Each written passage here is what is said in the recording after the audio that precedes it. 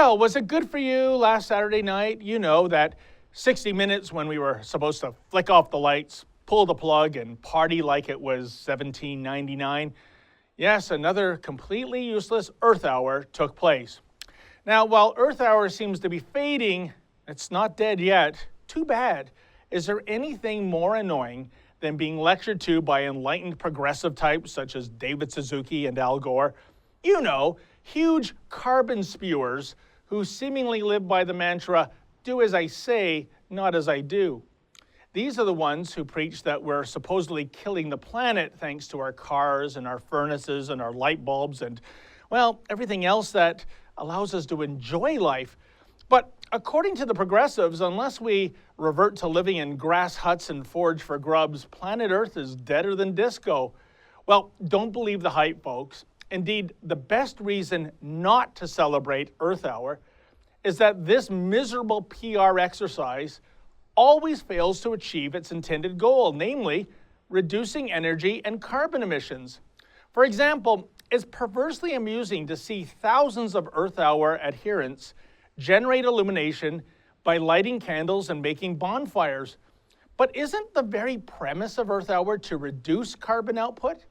So what's the logic in substituting clean-burning electricity in favor of illumination obtained from a power source, i.e. an open flame, that generates completely unfiltered CO2 emissions?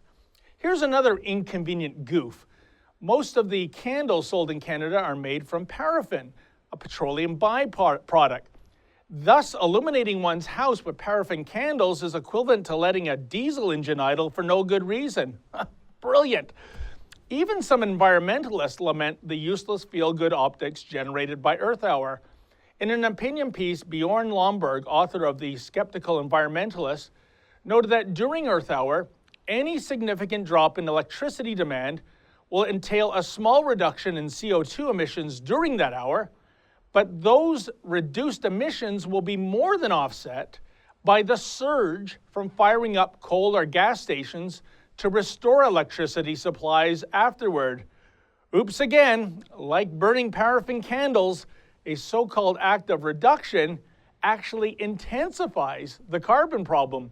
Then again, Earth Hour is indicative of the completely useless feel-good symbolism that's increasingly defining the environmental movement today.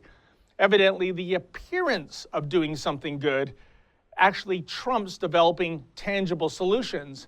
And big deal that some people turned off their lights for 60 minutes last Saturday, considering there's almost 2 billion people on this planet that don't have any electricity at all.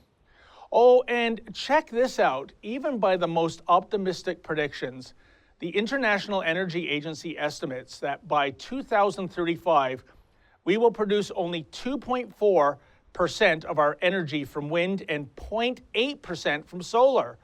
Hopefully, somebody will discover the lithium crystals in the meantime. And in the meantime, let's all reject the ongoing Earth Hour hoax. Fight back against this insanity next year, folks, by continuing to enjoy your lights, your gadgets, your appliances.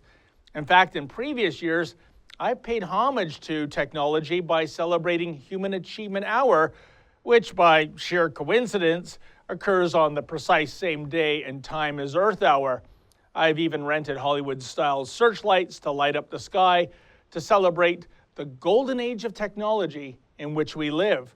You see, embracing progress is my idea of a celebration, not listening to a bunch of hippies past their best before date like Suzuki and Gore, telling us that the way to achieve environmental nirvana is by shivering in the dark and feeling miserable.